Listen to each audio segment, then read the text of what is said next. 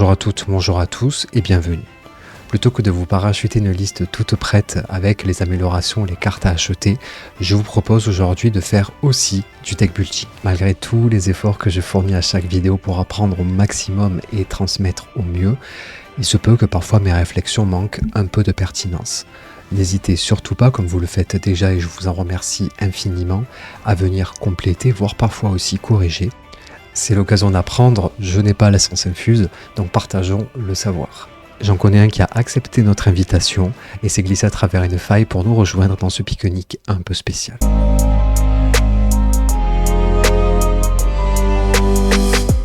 Cette version-là d'Arachni, donc celui qui glisse à travers les fissures ou entre les mailles, comme ça a été traduit de manière officielle, a l'effet suivant. La première attaque avec furtivité, donc c'est stealth en anglais, à chaque tour gagne encore une fois, go again. Et c'est valable aussi pour les attaques de l'adversaire. Outre les effets avec stealth, Arachni joue aussi avec 4 autres mécaniques. Parmi ces 4 effets, on a 3 familles différentes. Le premier, le plus simple, c'est marqué, marked, condamné en français. Vous êtes condamné jusqu'à ce qu'un adversaire vous touche parce que le fait de toucher des adversaires qui sont condamnés, ça va trigger des effets. Les deux suivants, ce sont des auras. La première, on va la donner à l'adversaire et à la fin du tour inflige 2 dégâts à moins que l'adversaire paye 3 de ressources. Et fragilité, frailty, les cartes action attaque jouées depuis l'arsenal et vos attaques d'armes ont -1, un gros malus. Donc à le début de la phase de fin, vous détruisez ce jeton. Et enfin, il reste l'Achélicère de Graphène qui est en fait un jeton d'armes. Furtivité, donc stealth, une fois par tour, attaque.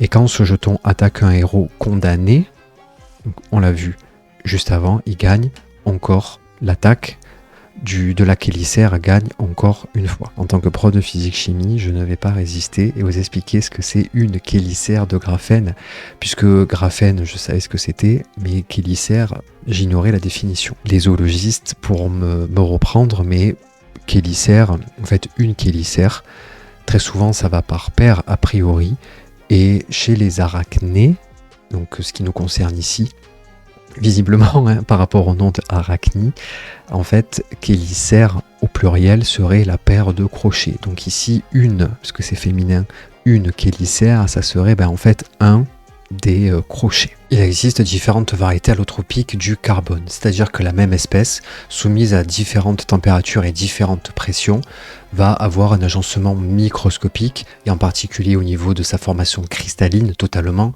différent. En clair, la mine de crayon gris et le diamant sont tous les deux constitués de carbone, mais l'agencement microscopique, les réseaux cristallins sont totalement différents.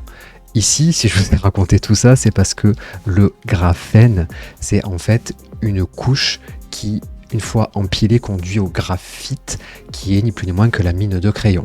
Bien sûr, la production de mine de crayon n'est pas la seule utilisation du graphite, mais c'est pour fixer un petit peu les idées. Voici donc sous vos yeux ébahis toutes les cartes que je vous propose d'ajouter au deck, et on va voir ensemble le cheminement qui a conduit à réaliser cette liste.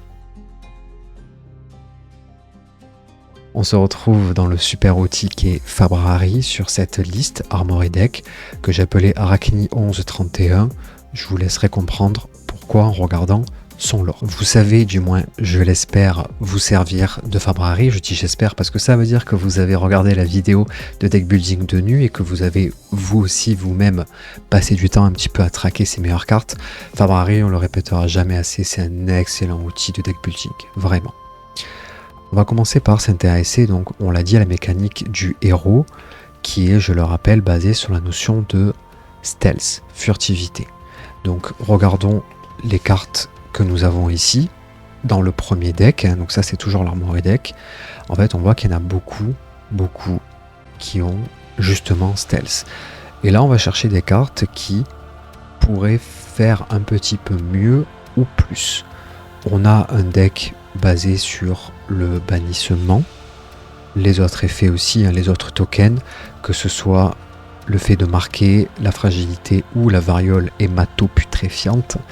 Bref, donc pour l'instant on va se concentrer sur le côté stealth et voir si on peut pas avoir des petits bonus. Pour faire la recherche, on clique sur l'onglet qui permet de régler les filtres et on cherche ici Stealth, voilà, et on recherche. On voit donc qu'on a 4 pages de cartes qui sont apparues et on va maintenant essayer de les analyser une par une. Arachni, c'est un héros qui va jouer avec des attaques et des réactions d'attaque. Son but va être donc de construire des maillons de chaîne qui vont se buffer avec la notion de furtivité, mais aussi la notion de marquage, de condamnation en français, le fait d'être marqué. Donc on sait d'emblée qu'en termes de direction globale, on va vouloir des attaques qui soit ont un go again derrière, natif, soit qui donnent un go again, soit qui buffent ces attaques-là. En outre, ce qu'il cherche à faire, et pour son côté disruptif, c'est de pouvoir bannir des cartes. Donc on cherche du stealth, du go again, du bonus et du bannissement. Maintenant que l'on a l'orientation globale, les cartes que l'on cherche, on va s'intéresser aux cartes que l'on a. L'idée, c'est de commencer à identifier éventuellement les cartes qu'on va pouvoir enlever et réfléchir par lesquelles on va pouvoir les remplacer, tout en ayant bien sûr un respect, que ce soit au niveau du coût, ici, au niveau de l'équilibre en termes de ressources, mais aussi de faire en sorte de ne pas se retirer trop par exemple de bannissement. Autrement dit, en gros, la règle qu'on va essayer d'appliquer, c'est je retire un bannissement pour mettre un bannissement. Parmi les rouges, la première ici est grisée, donc ça veut dire qu'on l'a déjà dans notre deck en 3 exemplaires. Bien sûr, elle a stealth, on hit, bannit la top card. Si c'est une rouge, on draw et en plus on gagne un point de vie. Elle est absolument complète, parfaite, coup nul, attaque 3, def 3. Il n'y a aucune raison de la faire sauter. La seconde, pas de défense-réaction qui peuvent être jouées dans ce maillon. Bon, ok. La suivante, si on a joué ou activé 2 ou plus attaque-réaction ce maillon de chaîne, cette carte-là gagne plus 2 et on hit, on bannit les 2 du dessus du deck. Donc celle-ci, il y a d'énormes warnings qui s'allument dans le sens où on va a priori la vouloir, puisque si on a activé 2 ou plus attaque-réaction, je me souviens que le deck joue avec beaucoup d'attaque-réaction et que en particulier les brassards sont une attaque-réaction.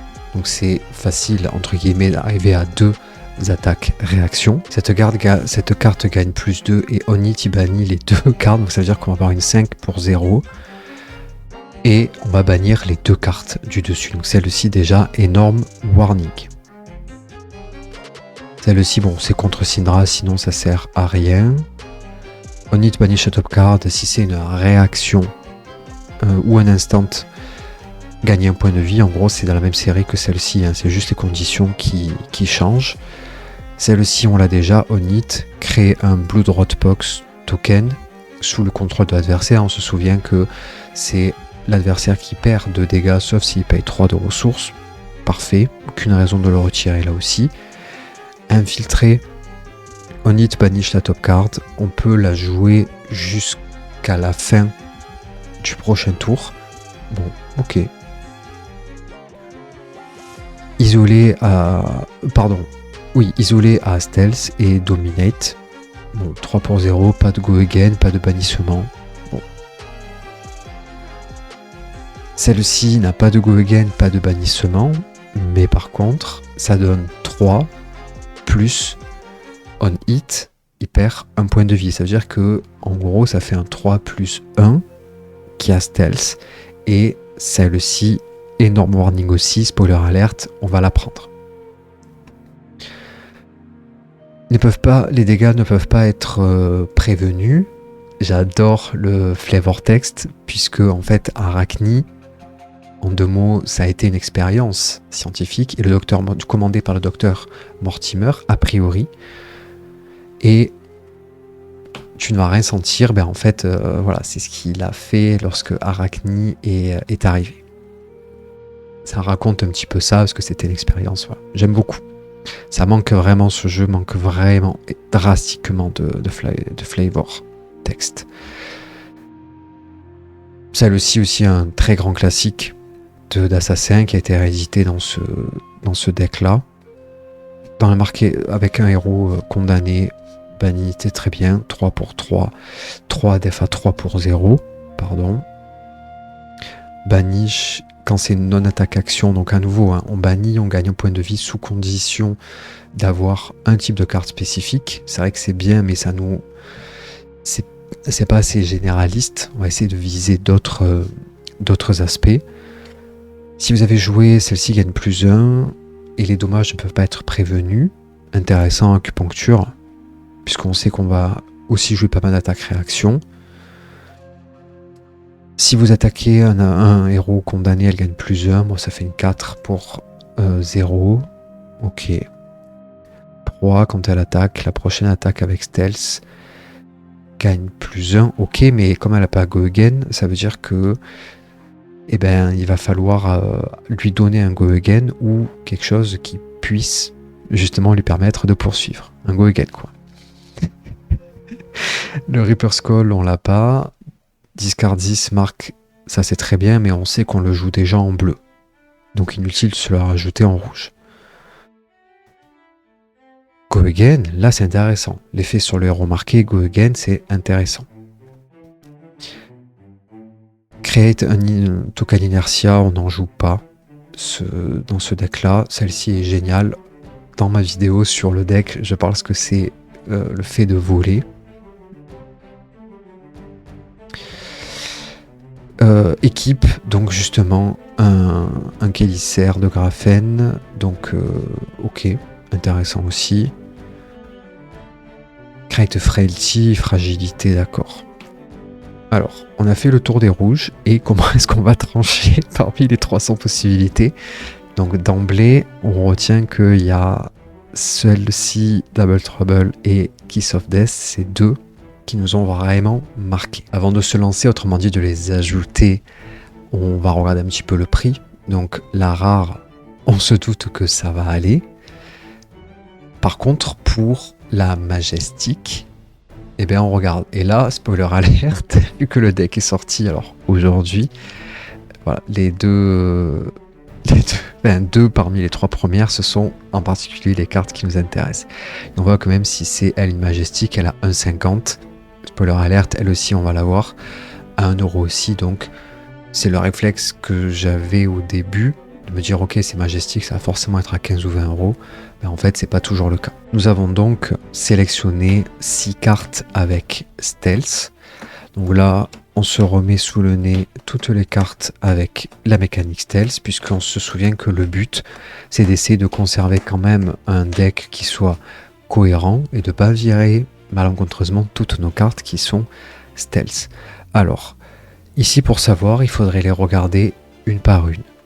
Très honnêtement, je vais directement vous donner la réponse, parce que toutes les cartes, elles sont analysées, elles sont abordées dans la vidéo de présentation du deck. Donc je vais juste m'attarder sur les deux que nous retirons et pourquoi est-ce que ce sont ces deux triplettes qui ont été retirées. Alors, la première, donc rodée, si on la retirait, c'est parce que la prochaine attaque, qui a donc furtivité, gagne +1. Je rappelle que parmi les effets parmi les cartes que l'on a rajoutées, on a ces deux. Elle donne 3+1, donc elle gagne +1, mais c'est pas pareil d'avoir un bonus de +1 et de perdre un point de vie, parce que ici, même si on bloque à 2 pour 3, ça veut dire qu'on touche, on perd quand même un point de vie. Donc ça veut dire que c'est pas exactement la même chose. Autrement dit, avec celle-ci, on passe les défenses. C'est pour ça que c'est tout son intérêt. Donc, en gros, pour une histoire de bonus, ça va être plus intéressant de jouer cette carte-là. On regarde par rapport à la suivante. Celle-ci, elle propose de bannir carrément. Donc elle a stealth, elle propose de bannir et elle a un bonus. Elle propose entre guillemets juste un +1. Donc on voit que déjà les deux cartes ont des effets plus complets que celle-ci rodée. Donc on retire la première triplette. Et ensuite, on it, bannissez une carte de son arsenal avec on va dire dans la méta CC, il y a énormément de Command & Conquer qui tournent. Donc il n'est pas rare qu'il y ait des personnages qui ne jouent pas avec l'arsenal, ou des joueurs et des joueuses qui limitent au strict minimum leur utilisation de l'arsenal, ce qui fait que là, en fait, s'il n'y a pas de carte dans l'arsenal, en fait cette carte c'est juste un 3 pour 0 sans rien du tout. Donc c'est pas forcément intéressant dans le sens où on pourrait se rajouter, toujours pareil, des effets un peu plus complets. Le but le but c'est d'avoir des cartes qui sont mieux, mais quand on dit des cartes meilleures, cela signifie des cartes qui sont soit plus complètes, qui apportent plus de bonus, soit qui viennent supporter davantage. Là on a un bannissement, donc là ok on a un bannissement, donc on va remplacer une carte bannissement par un bannissement, à part que là on en bannit 2 sous condition d'avoir 2 attaques-réactions, sachant que nous on a les poignets, les gants, donc on sait que c'est facile entre guillemets d'en rajouter une, et ça dépend de nous, du tirage, alors que là ça dépend de l'adversaire. Ça dépend du match-up, ça dépend d'où on en est, etc. Donc à nouveau, il vaut mieux garder la main et que ce que l'on joue dépende de nous plutôt que de la façon dont l'adversaire joue. Donc ciao, marque de la toile, et le premier, on avait viré Rodé. On vient là, tac, attaque, réaction. Là on est dans attaque-réaction globale, et lui, il me l'a quand même mis dans la catégorie assassin. Si on clique rien, par défaut, ce que vous avez ici en haut, c'est-à-dire qu'il va choisir des cartes qui sont assassins et aussi les génériques. Si vous cliquez sur assassin, vous enlevez les génériques, et si jamais vous mettez rien, comme le héros sélectionné c'est Arachni, le moteur de recherche sélectionne automatiquement à chaque fois la classe et les génériques. Et là, bien sûr, avec le mot-clé KO, puisque Arachni a aussi le mot-clé KO. Donc là, juste en sélectionnant attaque-réaction, on voit qu'on a à nouveau 3 pages attaque-réaction.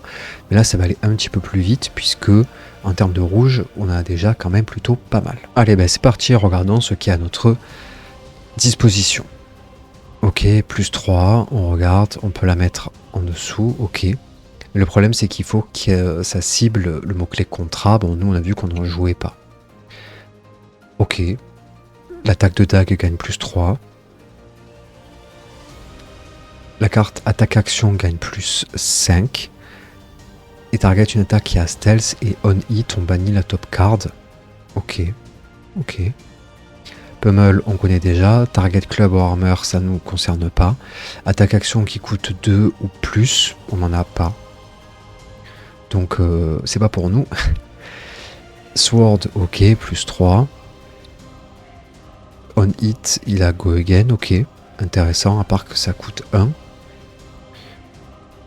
Nous, fil du rasoir, ok, avec stealth gagne plus 3, simple, efficace, coup nul, on la garde.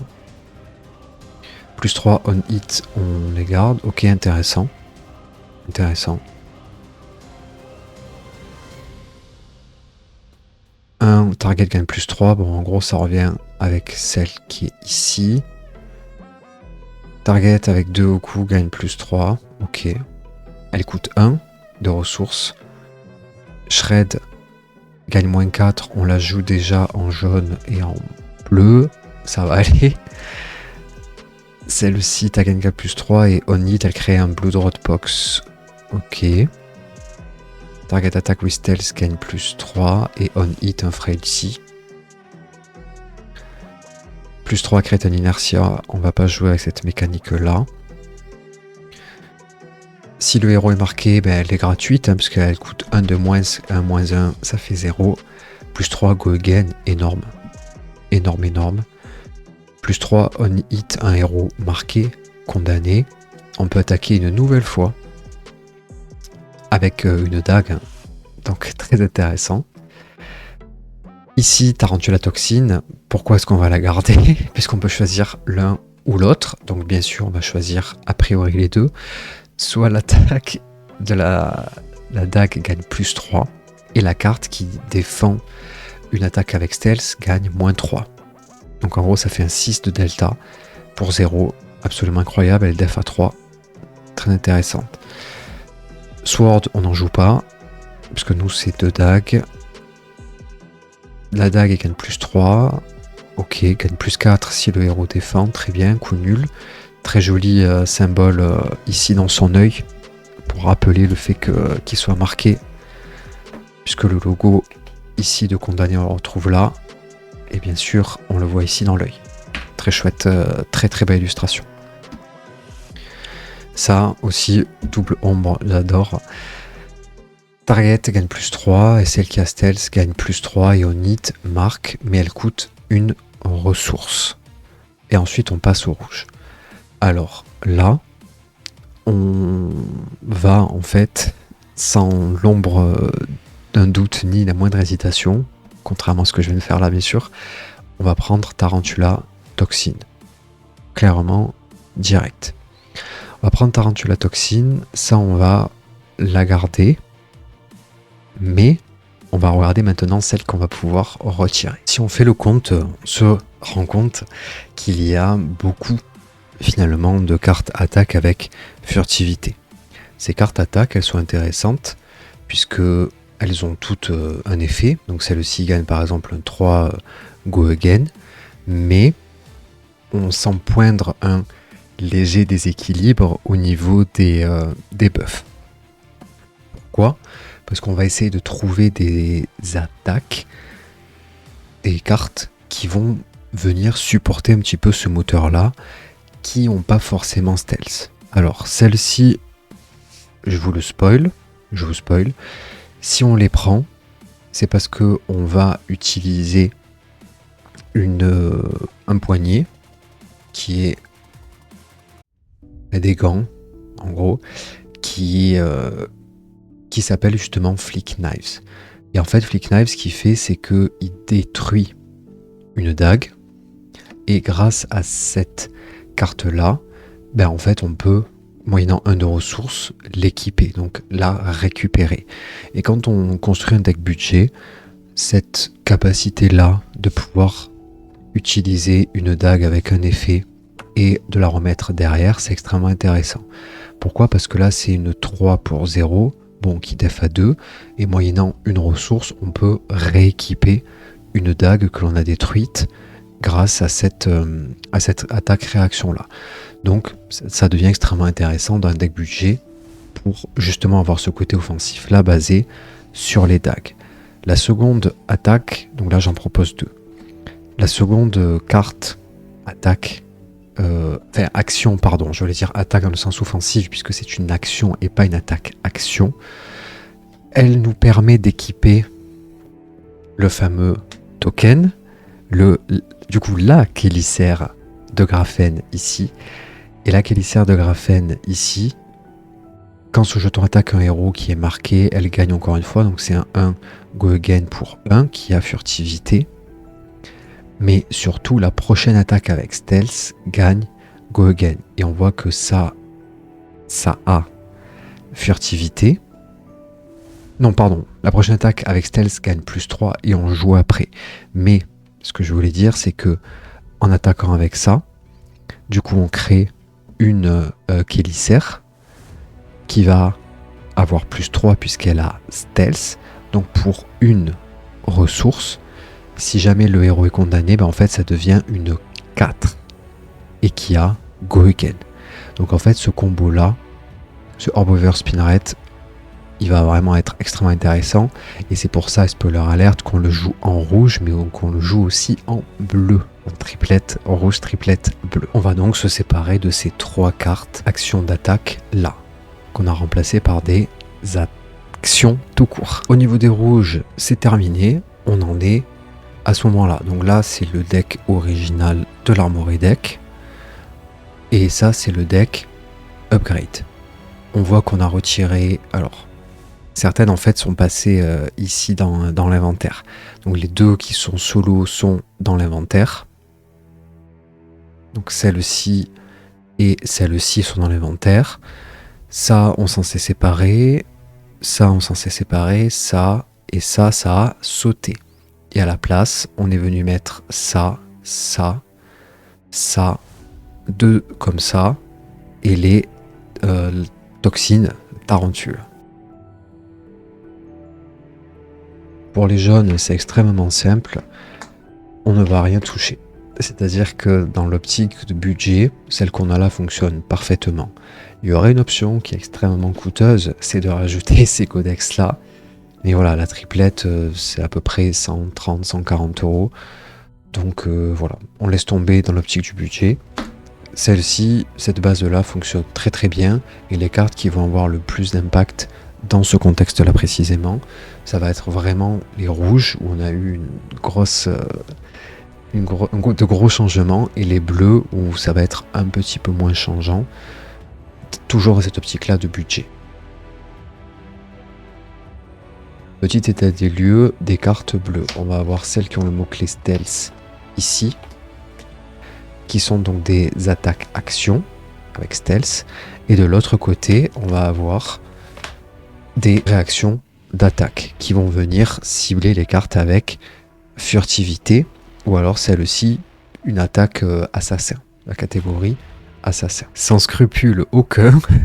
Ce qu'on va faire, c'est qu'on va faire sauter celle-ci, ces deux cartes-là, parce que toujours pareil, même réflexion que pour la carte en rouge, on est contraint en fait par la façon dont le joueur ou la joueuse en face joue.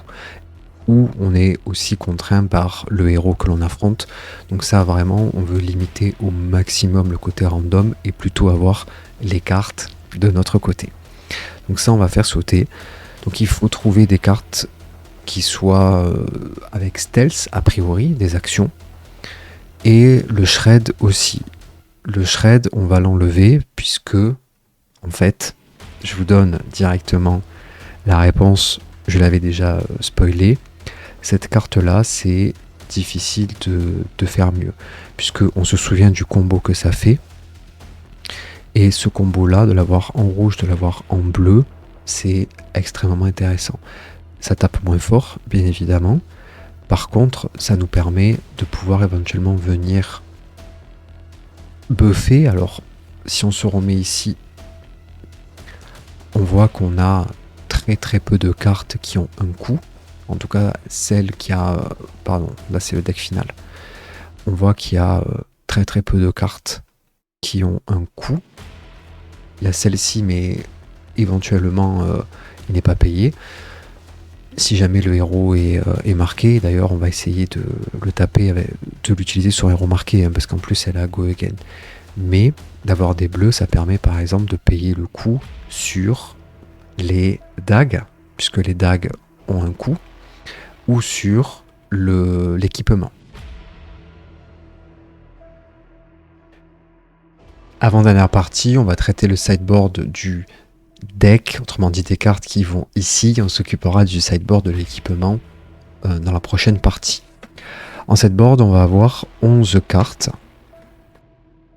qui chacune, bien évidemment, ont un rôle extrêmement particulier. Je rappelle que le but du sideboard, c'est de venir à la fois compléter le deck tout en ciblant des héros ayant des mécaniques particulières. Ici, on retrouve les deux cartes solitaires qu'on avait vues au début. On hit, on bannit la carte du deck et en plus il est possible de pouvoir la jouer jusqu'à la fin de votre prochain tour. Donc ça, typiquement des héros qui ont des grosses cartes attaque par exemple, on va pouvoir s'en servir, ou des cartes de bannissement ou des instantanés par exemple. Bref, en fait, dès qu'on va avoir des héros qui sont disruptifs ou contre lesquels l'utilisation de leur propre carte va les embêter, ça va être très intéressant pour apporter un petit peu de mid-range disruption. Celle-ci, j'adore. Vous voulez un objet qui contrôle, alors c'est bien précisé objet, donc c'est bien un item, donc n'importe quel item, vous en gagnez le contrôle. Là-dessus, la règle est extrêmement précise. Si on regarde dans le livre complet des règles, dans le détail des règles, on voit la chose suivante. Pour avoir accès aux règles, donc on va dans jouer, play, rules ici, là, on va taper le nom de la mécanique, en l'occurrence ici, c'est style, on est en 8.5.54. Et là, en fait, on a accès vraiment à toutes les différentes mécaniques. Effet discret, donc effet en une seule fois. Pour voler une carte, il prend le contrôle de l'objet. Bon, le player qui contrôle l'effet est considéré comme ayant volé. Et si l'objet est équipé, donc si l'item est un item équipé, l'objet doit être aussi équipé dans le cadre de cette règle-là de vol. Et si l'objet ne peut pas être équipé, en fait l'effet rate. Concrètement, qu'est-ce que sont les items? À nouveau, de retour sur Fabrari, on se met dans l'outil de réglage des filtres, légal en classique construit, puisque c'est le cadre du jeu qui nous intéresse dans cette vidéo. On coche ici item, et on voit qu'on a toute une série d'items. La première fois qu'on voit ça, bon, ça semble beaucoup, en gros ça va être les amulettes, c'est-à-dire les cartes qui donnent des petits effets, voire même parfois des gros effets. Chez les mécanologistes, il y a surtout ce boom grenade qui nous permet, on va dire, d'être volé, en tout cas de ne pas se le prendre sur la figure, dans la figure. Et là où il y a un point extrêmement intéressant, c'est pour les ressources type cuivre. On voit aussi que le gold peut être volé, le golden cog, et typiquement, je pense à Gravy Bones, si vous lui retirez, vous lui volez ses gold, ça fait extrêmement mal. Gold Kiss, j'en parle même pas. Et voilà, après, pour ceux-ci, j'avoue, je les connais pas du tout. Bon, je sais pas en quelle mesure ça impacte, mais on voit que ça concerne, grosso modo, les mécanologues, les amulettes, et aussi un petit peu les ressources, cuivre, or, argent. Je clôt la longue parenthèse pour cette carte, voilà, qui est extrêmement intrigante, dont la mécanique est plus fine que ce qui n'y paraît au premier coup d'œil. Je rappelle aussi que voler un objet, en anglais il y a bien écrit item, là c'est traduit en français, malheureusement j'ai pas pu l'avoir en anglais, mais sur la carte originale c'est bien item. Oh, pardon. C'est bien item ici, et item c'est bien un mot-clé particulier, c'est bien quelque chose de spécifique. Je rappelle à toutes fins utiles,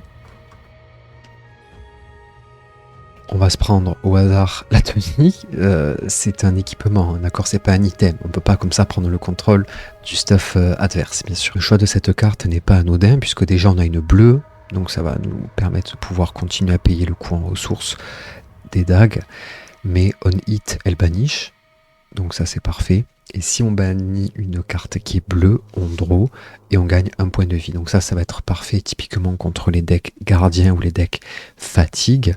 Mais plus globalement, une grande partie des decks, hormis finalement les decks extrêmement aggro, qui jouent que du rouge. Sing Below, défense réaction, un must, puisque def à 4 en défense réaction, coup nul. Et ça permet de filtrer la main éventuellement. Parmi les 3 cartes du deck hors équipement qui nous restent, il y en a 2 qui font partie de la même famille. Celle-ci, je me permets de vous la faire un petit peu briller, voilà, pour que vous puissiez savourer l'extend, donc étendu. Normalement, le cadre, je rappelle, s'arrête à peu près par là, la textbox. Là, ça descend un petit peu. Et Rainbow Foil, quand elle défend une attaque avec Go Again, elle marque le héros qui attaque. On a vu que la mécanique de marquer est extrêmement importante, puisqu'elle permettait d'avoir derrière plein d'effets, et le fait de marquer l'adversaire à son propre tour est extrêmement intéressant, puisque pour nous ça nous permet ensuite de pouvoir se relancer. Ce piège là permet de créer un token Frailty. Je rappelle que Frailty il est ici, fragilité, en gros toutes les actions d'attaque jouées depuis l'arsenal et d'attaque d'armes ont -1, donc en gros ça fait un malus. Tout en défendant, bien sûr, les 2 défendent à chaque fois à 3. La disruption poussée à son paroxysme, blanc, qui précise que on hit, les cartes perdent toutes leurs couleurs jusqu'à la fin du tour. Ça, dit comme ça, ça paraît pas énorme, cependant, je prends par exemple un cas au hasard d'un personnage que je connais, j'ai pas dit que je maîtrise, en tout cas je le joue beaucoup, c'est Gravy Bones. En fait, Gravy Bones, son texte, son effet est basé sur des couleurs. C'est-à-dire que si une carte bleue est mise depuis le cimetière, etc., ça permet de trigger. l'immense majorité de ces cartes font appel à la couleur. C'est-à-dire que ça cible des couleurs particulières. Celle-ci, celle-ci est pas trop jouée, mais par exemple celle-ci pour le pitch. Bref, il y a beaucoup de cartes de Gravy Bones, et là on retrouve Nu, dont on a déjà parlé aussi, avec la mécanique. Alors là on n'est pas en classique construit, on est en classique construit, donc ça compte pas, mais bref. On a déjà vu cette mécanique de condition de cartes d'une certaine couleur, même si là, Nu, elle n'est pas jouable, elle est plus jouable en CC, vous avez compris l'idée. Je vous mets un autre exemple aussi pour vous montrer la puissance de cette carte-là, qui cible, en tout cas Gravy Bones. Je sais qu'il y a d'autres héros aussi, je crois que c'est Prism, mais je ne vais pas dire de bêtises, donc n'hésitez pas à m'éclairer de vos lumières. Par rapport à ça, il me semble qu'initialement c'était pour Prism. Mais voilà, je veux pas trop m'avancer là-dessus. On va aussi passer les backup protocoles, hein. Jaune, rouge et bleu. Mais voilà, je sais pas trop si c'est pertinent d'utiliser blanc contre justement les mécanologues. Je pense surtout à Dash, hein, qui est celle qui est la plus représentée, la plus pertinente ces temps-ci dans la méta. Donc voilà, n'hésitez pas à me dire si vous voyez d'autres héros. Ou héroïne bien sûr. Et enfin le stuff, alors je vous en propose 2,5 parce que celle-ci coûte quand même 10€. Donc je vous montrerai une autre alternative, mais voilà, là c'est pour vraiment venir supporter le fait de marquer, donc le marque condamné, et on retirera du coup celle-ci, la morsure de l'araignée, pour le -1 de défense avec le percé 1 qu'on a ici aussi, et en gros on va vraiment jouer full condamné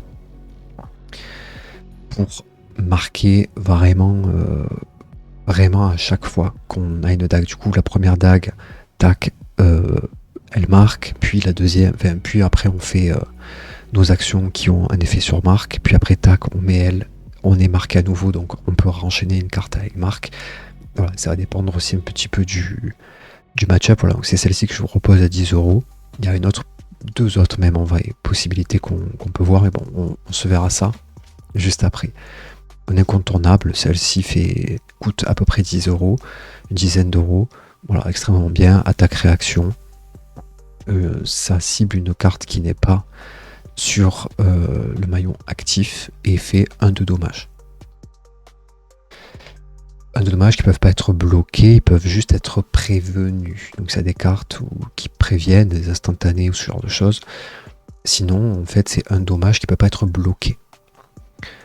Si un dégât qui est réalisé de cette façon-là, la dague est considérée comme ayant touché. Donc typiquement, une carte comme ça qui est considérée ayant touché, ça veut dire qu'on peut condamner. Donc elle en attaque-réaction, si on n'a pas encore attaqué, elle est considérée comme ayant touché. Par contre, elle est ensuite détruite. Blade Break, donc ça veut dire que si on a défendu avec, on l'a détruit. Donc le but c'est bien sûr de la garder au maximum du maximum, puisque défendre à 1 versus le fait de pouvoir faire un dommage et détruire la dague, le choix est vite vu, mais encore une fois ça dépend vraiment du match-up, ça dépend d'où on en est, etc. Et enfin je vous propose une pièce de torse. On va voir pourquoi j'ai choisi le torse et pas d'autres emplacements. Ce torse a Arcane Barrière 1, mais il a aussi Spell Void. Spell Void, ça prévient des dégâts d'arcane moyennant le fait de détruire cette carte-là. Donc ça, bien sûr, on garde le Spell Void à la fin, puisque on garde tant qu'on peut l'arcane barrière, on paye tant qu'on peut l'arcane barrière, et ensuite on détruit ça, parce que sinon une fois que c'est détruit, on n'a plus l'arcane barrière. Comprendre pourquoi est-ce que je vous propose le torse, on va donc jeter un coup d'œil rapide aux autres pièces. Alors déjà, on va regarder le torse en tout premier. En action, on la détruit jusqu'à la fin du tour. Chaque fois que vous jouez une carte d'action avec Stealth, vous gagnez une ressource. Et encore une fois, l'avantage c'est qu'elle est Battle Worn, donc c'est à dire que vous pouvez défendre une fois avec et ensuite utiliser son effet. Même si donc ça veut dire qu'ensuite elle pourra défendre si l'adversaire impose une pièce d'équipement pour défendre. Par contre, elle défendra avec un coût égal à 0. Le fait de gagner de la ressource, on va dire de manière globale, c'est toujours intéressant. En particulier, ça permet par exemple de payer le coût d'une barrière d'arcane, d'une réaction d'attaque ici qui permet de condamner. Mais gagner une ressource versus le fait d'avoir de l'arcane barrière, c'est là où en fait on va être obligé de l'incarner. Donc pourquoi est-ce qu'on fait pas sauter les autres pièces? Celle-ci en réaction d'attaque, on la détruit, bon c'est qu'une fois, on a un go again. Avoir un go again sur demande, c'est incroyable, ça permet de débloquer des situations, et surtout elle a l'arcane barrière tout le temps aussi. Donc en fait on va certainement pas la retirer, puisque on aurait effectivement le spell void, qui fait une fois, mais en contrepartie, pour bloquer 1 de dégâts, on gagne un go again. Donc c'est plus intéressant de retirer ça, qui pour ainsi dire nous fait juste gagner de la ressource, versus ça, qui nous fait gagner un go again, si on veut changer par le spell void. Pour le casque, réaction d'attaque en détruit, condamné, donc ça c'est très bien si on veut enchaîner les combos. En plus de ça, les battle war, donc ça veut dire qu'on peut et défendre et utiliser cette réaction d'attaque là. Et la pièce maîtresse de l'équipement, ça défend à 1, alors c'est Blade Break, armure cassante. Donc il va falloir faire le choix entre les deux, mais le choix est vite fait, la question est vite répondue, puisque pour une ressource vous l'inclinez, et l'attaque ciblée avec stealth gagne quand le héros touche condamné. Donc ça veut dire que pour une ressource, vous condamnez à la demande à chaque tour en réaction d'attaque. Donc l'adversaire se dit, bon ben voilà c'est bon, du coup tac, réaction d'attaque, vous le marquez, et après derrière ça vous ouvre la voie. Donc avoir une condamnation qui est le moteur du deck, on va certainement pas s'en séparer. Sauf avec le flick knife. Alors où est-ce que je l'ai mis?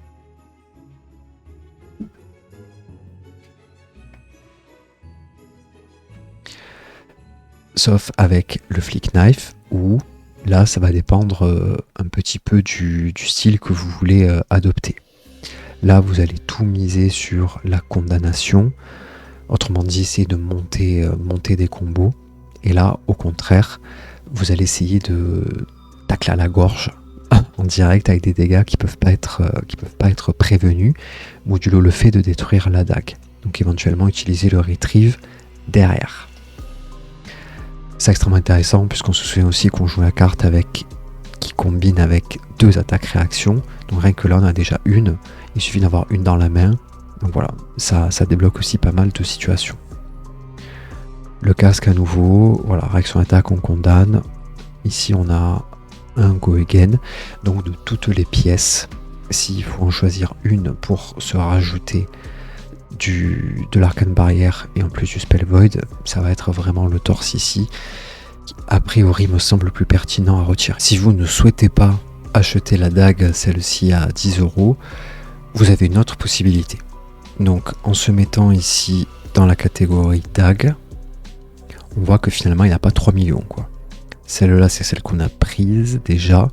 Bon, celle-ci elle est très commune, mais en fait on peut la détruire on hit et marquer le héros. Donc se la détruire tout seul c'est pas exceptionnel. Alors que ce soit elle ou celle qu'on utilise, les 3. En fait, les 3, on donne -1 sur des conditions de carte. C'est-à-dire que ça, c'est attaque-réaction. Des réactions. Donc en fait, ça va être des défenses-réactions, puisqu'il défend avec une ou plus réactions. Orbitoclase, ça va être des cartes quand l'adversaire défend avec des cartes qui ne sont pas des cartes d'attaque. Et celle-ci, c'est quand celle qu'on a, il défend avec des cartes action. Celle-là que je vous propose, elle est très intéressante puisque d'avoir un sideboard, la prochaine fois qu'un héros défend avec une carte équipement. Donc voilà, ça c'est le choix numéro 2 que je vous propose, puisque tous les héroïnes utilisent un équipement. Certains en ont un qui est un peu plus costaud que les autres, qui défend mieux. Donc voilà, d'avoir cette option-là contre les gros bœufs, ça nous permet de pouvoir passer un petit peu outre, avec toujours le piercing 1. Et sinon, voilà, la deuxième option, la moins chère aussi, bien que celle-là, voilà, si celle-ci vous emballe pas trop, bon, ça peut arriver si vous voulez vraiment tout mettre sur le marquage. Il y a celle-ci, bon, n'oubliez pas que vous la détruisez on hit pour pouvoir marquer. Donc, à voir.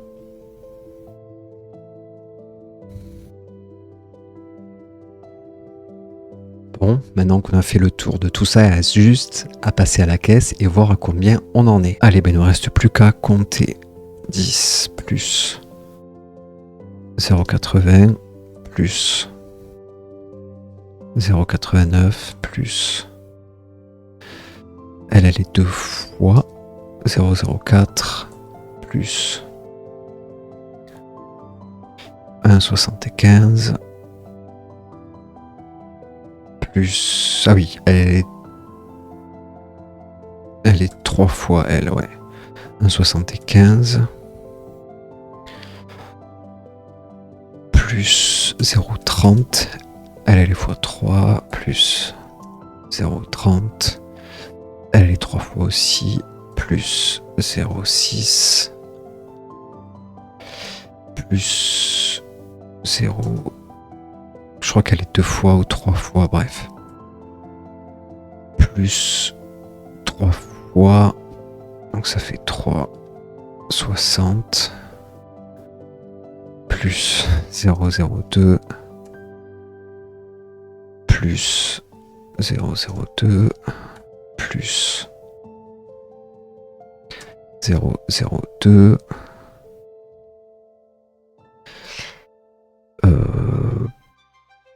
plus, allez, on va dire 3